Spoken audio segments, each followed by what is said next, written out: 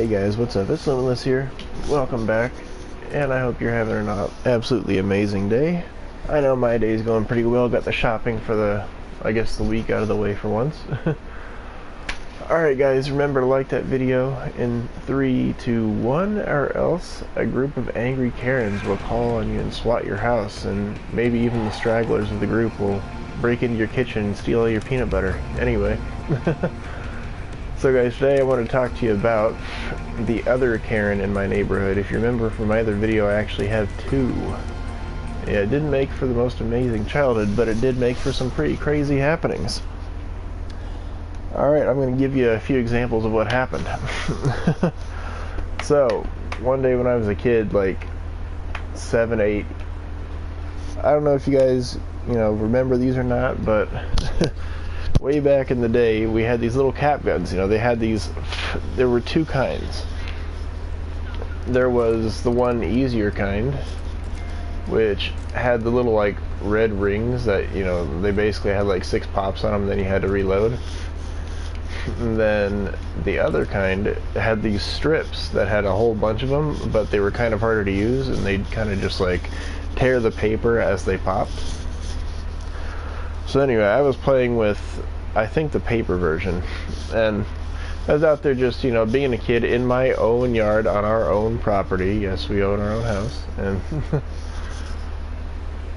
basically, I'm out there in the middle of daytime, it's like noon, and I'm out there on like a weekend, just, popping away, pretending to shoot birds, doing what little kids do with cap guns. I mean, my gosh, I didn't think I was hurting anybody, but nope. Little Karen, she, for what she lacks in size compared to Big Karen, she makes up for in twice the attitude. On the second story, she opened her window and screamed at me, Little Limitless, as hard as she could for about 5 minutes about how I'm scaring the birds with cap guns, even though I was shooting at the birds. I actually clearly remember this day. I was shooting at the birds as they were passing in the sky, like way high. Couldn't possibly reach them even if I were an adult. I'd have to have a real gun to do that, and no little kids get a little gun like that. It's just cap guns. Nothing that disruptive. But nope. She still, for about 5 minutes, raised hell, yelling at me at full Karen, may I speak to your manager mode. Big brain IQ 5 million there. Anyway, that was pretty much the end of that one. But there were tons of these events over the many years she lived in our neighborhood. Like I mentioned, she's a couple doors down one way, Big Karen a couple doors down the other direction. Made for quite the double team action some days. And she never took days off. For example, if somebody, accidentally kicked up a little gravel or something when they were pulling out of their driveway or something like that, Little Karen would take it upon herself to, play neighborhood inspector and decide, hey, you know what? I am gonna be my own little neighborhood watch. And instead of talking to people about things that I think they're doing wrong, I'm gonna call the police. That's right, guys. No joke, no scam. Little Karen would call the police over any little thing. Sometimes it was things that she even imagined. An example of that, a 4th of July. Everybody's out there doing fireworks. It's nighttime. We have, all kinds of little to big fireworks, but we're just shooting off these little ones. They're actually like, they get changed every year because they keep getting outlawed, but every year, we always get some more of them whenever we do fireworks. And of course, they're just maybe like an inch to inch and a half long. You just light them, throw them, and they zip up into the air. They're fun, they're short, they're, not a big problem. Well, Little Karen decides after about an hour of everybody shooting off fireworks, it's gotten dark now and everything, so now everybody's into it. She decides to walk from her own backyard over to our property and claim that a little firework, which she did not bring with her as proof, She just decided to walk over, and this is what I mean by making stuff up. She came over to yell at all of us in her biggest "may I speak to your manager" voice she could possibly muster, saying that at first she had claimed that she was in her backyard. She was sitting down watching the fireworks, and she stepped on one of them as they flew into her backyard. Okay, so there's a couple problems with this, guys, if you're not noticing it. First off, she claimed to be sitting down in one of her little lawn chairs and somehow managed to step on a firework that landed in her backyard. Okay. Second, it's the 4th of July, guys. Everybody had these things. They were like $1 for like 6 of them. Everybody had them. And of course, she's just going to come over here and yell at us, "May I speak to your manager" style, because somehow they were definitely ours. That's it. No proof, no nothing. She just claimed that she stepped on it. So we asked her again, are you sure? And she's like, yeah. Then she changed her story a little bit. Instead of saying she stepped on it, she's like, yeah, I was in my backyard and I was walking around and it hit me on the top of my foot right there. There's no mark on her foot. She made sure we looked at her foot. There was no mark on it. I hate to tell you this, guys, but she's already messed up big time. I don't know what kind of crazy is just, in a Karen's head like that. But to go out claiming, hey, everybody's got these fireworks, but this one's yours, and I didn't bring it with me, there's no proof. And at first saying, I stepped on it even though I was sitting down in my chair, and now I was walking around my backyard, it hit me on the top of my foot. Like, are there two? What's going on here?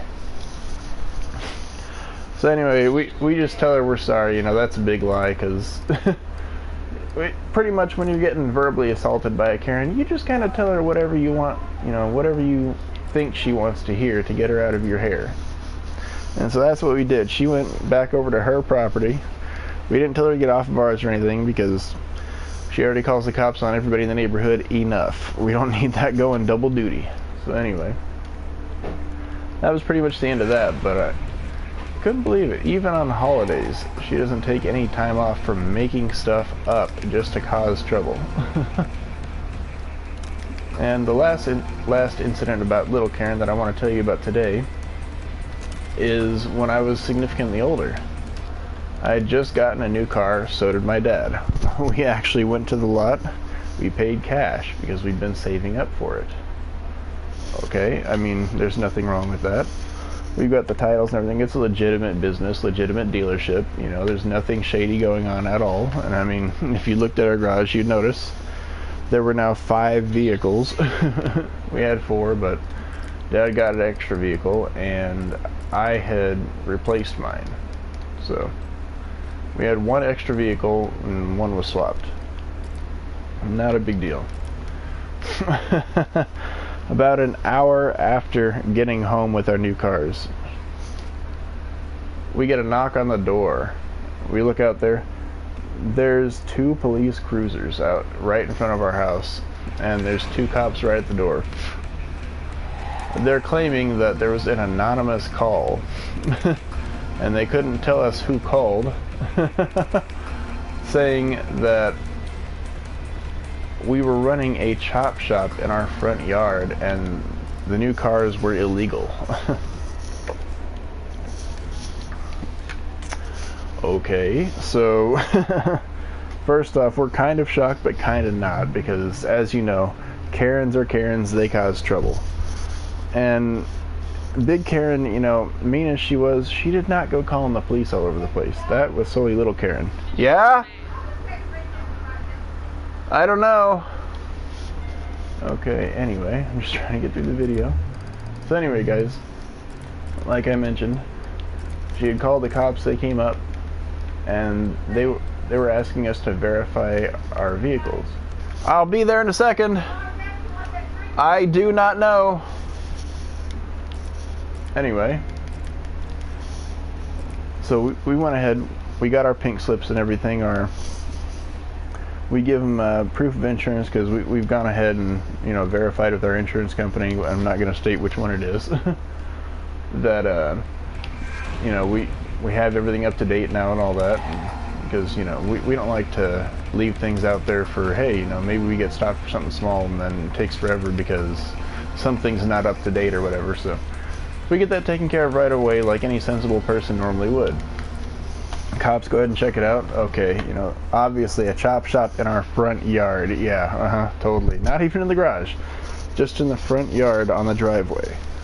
Totally. That's legit. You know, that's big brain IQ 10 million there. We'd totally do that. So they check it out. They see we're totally good. And then we ask, you know, hey, was it, for, you know, all intents and purposes, was it little Karen across the street?